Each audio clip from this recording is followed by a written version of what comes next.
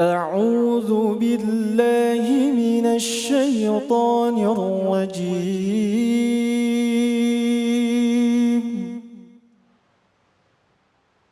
بسم الله الرحمن الرحيم.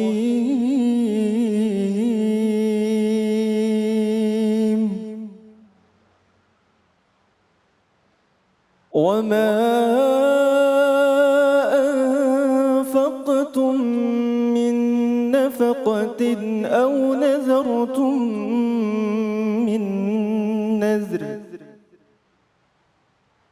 من نفقة أو نذرتم من نذر فإن الله يعلمه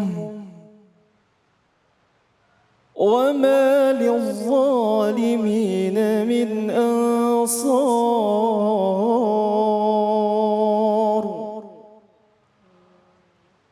إن تبدوا الصدقات فنعما هي وإن تخفوها وتؤتوها الفقراء فهو خير لكم ويكفر عنكم من سيئاتكم والله بما تعملون خبير.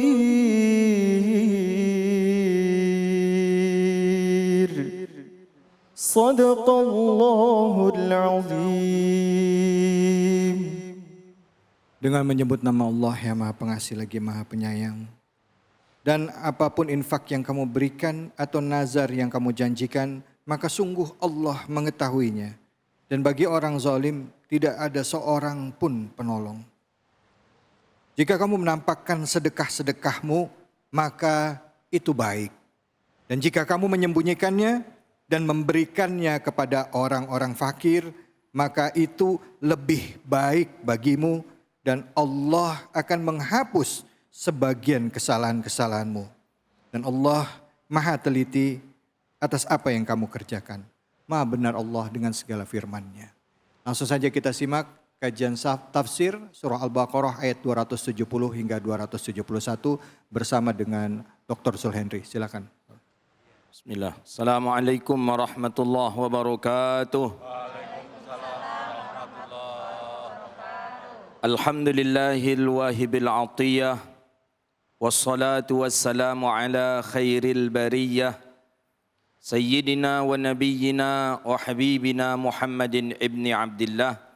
Wa ala alihi wa ashabihi wa man tabi'ahum bi ihsanin ila yaumid dawamah. Subhanaka la ilma lana illa ma 'allamtana innaka antal alimul hakim. Rabbi yassir wa la tu'assir ya Rabbi tammim bi khair. Bapak Ibu yang dirahmati Allah Subhanahu wa taala, kita hari ini membahas firman Allah di dalam Al-Qur'an surah Al-Baqarah ayat 270 271. Ayat ini sebagai dalil bahwa adanya syariat berinfak dan bernazar.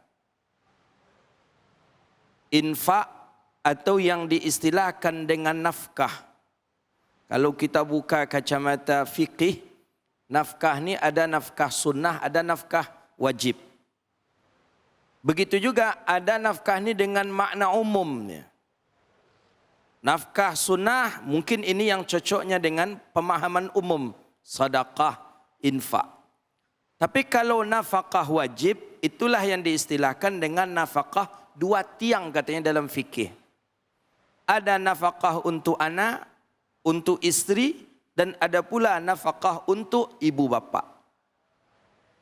Maka Al-Quran menyebutkan wa ma anfaqtum min nafaqatin, apa-apa yang kita infakkan. Ya, bisa jadi ini dengan makna nafkah wajib atau bisa jadi dengan makna nafkah sunnah. Pokoknya berinfak. mengeluarkan harta kita. Au nazartum min nazrin. Ini salah satu dalil syariat ada istilah nazar. Walaupun nazar itu disebut dalam bahasa hadis itu ibadah orang yang kikir, kan begitu. Pokoknya orang tadi takkan beribadah dia kalau tak pakai nazar. Tak pernah dia berpuasa kecuali cuma puasa Ramadan saja. Tapi karena bernazar terpaksa dia puasa. Jadi maka diistilahkan dengan puasa orang kikir. Boleh dalam syariat, ya walaupun itu puasa atau ibadahnya orang yang kikir, ternyata itu dibolehkan dalam Al-Quran. Itu yang disebut dengan nazar.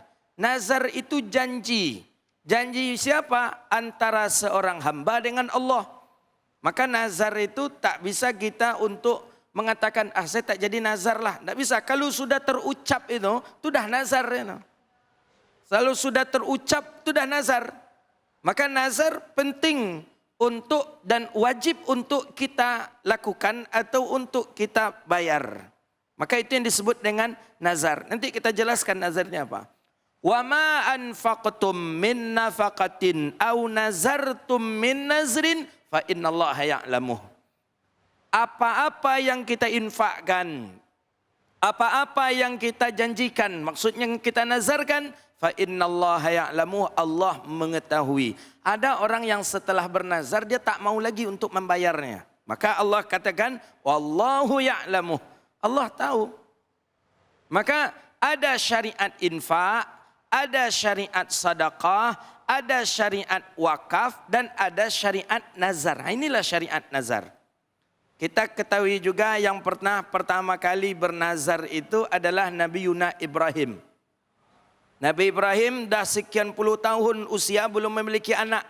Bernazar Nabi Ibrahim, "Lau kana li ibnun lazabahtu ilallah." Kalau aku punya anak, aku bernazar ya Allah, aku akan menyembelih anak itu. Bukti itu sebagai nazar ada ungkapan di dalam mimpi Nabi Ibrahim. Apa kata Allah? Aufa binazrika ya Ibrahim. Aufa.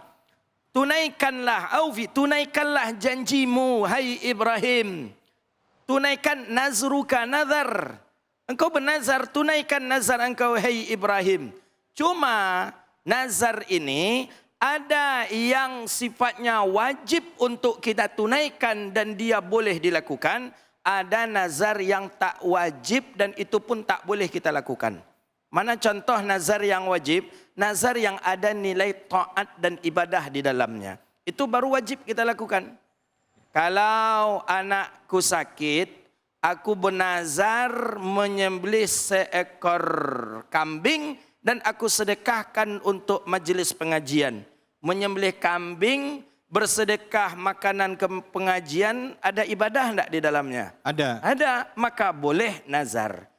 Tapi ada nazar di sana yang nazar itu kepada perkara yang wajib. Ini tidak dibolehkan. Misalnya Ustaz. Misalnya seperti contoh, kalau anak aku sehat, insya Allah subuh besok saya akan sholat 2 rakaat. Emang harus begitu? Nah, memang harus sehat atau sakit pun anaknya sholat subuh wajib enggak, Pak? Wajib. Wajib. Nah, ada orang yang bernazar seperti itu. Ini nazar yang kepada yang wajib. Kalau seandainya anak aku lulus CPNS tahun ini, aku akan puasa bulan Ramadan tahun ini. Boleh enggak kira-kira? Enggak. Tidak pun anaknya lulus CPNS, puasa Ramadan wajib enggak? Wajib. Wajib. Nah, ini menyalahi syariah. Ada lagi yang lebih parah, ada unsur haram di dalamnya. Ini tak berlaku nazar. Ada unsur haram seperti apa contohnya? Ya. Seperti contoh, si fulan sudah lama tak berjumpa dengan temannya, si A dengan si B, si fulan ini. Kata dia, nanti kita ayolah pergi ke majlis, ke pengajian. Okeylah, tapi nanti saya jumpa dengan si Anu. Tapi tak apa-apa, kalau nanti saya berjumpa dengan si Anu, maksudnya kalau nanti saya berjumpa dengan si fulan itu, kalau saya berbicara dengan si fulan itu, maka saya akan menjatuhkan talak terhadap istri saya. Wih. Padahal menyapa si fulan itu kan bagus itu. Ya. Hubungan silaturahim. Mengapa harus istri pula yang diceraikan? Nah, sama halnya dengan saya tidak akan salat. Saya akan salat zuhur, kalau zuhur itu 3 rakaat. Bisa enggak kira-kira seperti itu? Nggak bisa. Nah, ini dia. Maka oleh karena itu syariat, ini syariat. Ya, sama seperti contoh juga di dalam banyak di dalam kitab-kitab fikih dicontohkan itu, dia akan hubungan silaturahim. Dia akan ziarah ke rumah temannya. Tapi justru kalau dia berziarah ke rumah temannya itu, jadi maksudnya kalau saya berziarah ke rumah si fulan, saya tak jadi melaksanakan sedekah. Padahal dia dah ada niat. Kalau dia berbicara dengan si fulan, dia tak akan jadi bersedekah. Pokoknya ada ujungnya melanggar syariat lah. Maka disebut juga itu sebagai nazar yang tak wajib untuk ia kerjakan. Ya, tak wajib juga untuk dia laksanakan. Ada sebagian kisah juga menjelaskan seorang ibu tadi anaknya sakit. Jadi ibu ni bernazar. Kata ibu ni, kalau anak aku sehat, kalau cucuku sehat, seorang nenek. Kalau cucuku sehat, aku bernazar meminum kencing anjing, kata sang ibu ini. Dia bernazar, kalau anakku sehat, kalau cucuku sehat, kata nenek ini, aku bernazar meminum kencing anjing. Rupanya Allah takdirkan sehat anak ibu tadi, cucu nenek tadi sehat. Jadi bagaimana? Kemana nak dicari kencing anjing? Macam mana caranya nak ngambil kencing anjing? Tak mungkin anjing dikasih pempes pula. Nak pula mungkin anjing dikasih kateter pula untuk ngambil pipisnya. Jadi bagaimana? Bertanyalah dia kepada orang alim yang ada pada waktu itu, aku punya hajat, aku punya nazar. Kalau cucuku sehat, aku bernazar minum kencing anjing. Jadi bagaimana? Ini kisah ini kita dengar dari guru-guru kita. Jadi bagaimana hasilnya? Jadi kata kiai ini, mau juga ibu melakukan? Ya karena saya dah janji kiai, saya dah nazar. Kata kiai ini, ibu tak wajib membayarnya. Karena itu ada unsur maksiat, kencing anjing itu haram, najis, tak boleh. Tapi saya ingin juga kiai, karena saya dah berjanji kiai. Jadi kata kiai ini, okeylah, gini aja lah bu. Macam mana kiai? Ibu tampung, ibu ambil air hujan yang jatuh dari atap rumah orang yang tak solat, kata kiai itu. Jadi kalau ada di kampung kita, di tetangga kita yang tak ada orang solat di dalamnya, kalau mau juga minum kencing anjing itu, ambil air hujannya itu. Yang jatuh dari atap. Begitulah perumpamaan saking hinanya orang yang tidak melaksanakan solat. Tapi itu kisah kita dengar qila dan qal saja daripada guru-guru kita. Jadi dalam ayat disebutkan, wa ma lizzalimina min ansar. Dan tidak ada pertolongan sedikit pun bagi orang-orang yang zalim. Kenapa Allah mengatakan dengan zalim? Karena memang ada orang yang berinfak tapi ria. Ada orang yang bernazar tapi tidak dia tunaikan nazarnya. Dia berinfak tapi ria. Dia bernazar ternyata nazarnya itu tidak dia tunaikan. Maka disambung dengan ayat wa in tubdu sadaqati fa ni'mahi wa in tukhfuha wa tu'tuhal fuqara. Dan bagi orang yang tubudu ini menampakkan, menzahirkan sedekahnya, itu baik. Tapi lebih baik lagi tukhfuha wa tu'tuhal fuqara. Dia sembunyi-sembunyi, dia berikan ke fakir. Dia sembunyi-sembunyi, dia berikan ke miskin. Tidak tahu orang lain apa yang dia infakkan. Bapak Ibu yang dirahmati Allah, syariat kita berinfak ni ada juga dua. Ada yang mesti dijaharkan, ada yang harus disirkan. Yang dijaharkan mana? Seperti zakat. Zakat mesti untuk kita umumkan. Mesti ya? Mesti. Bahkan dianjurkan untuk kita umumkan. Supaya apa? Supaya fitnah tak timbul ke kita. Nanti kalau kita tak umumkan, kita tidak kabarkan kepada orang, orang akan mengira, wah si fulan tu kaya tapi kikir, tak ada mengeluarkan zakat. Karena wajib ya Ustaz. Karena orang tak tahu. Ya. Si fulan tu dia tak pernah bayar zakat. Si fulan tu kikir betul dia. Maka dalam bab zakat dianjurkan kita untuk mengumumkan.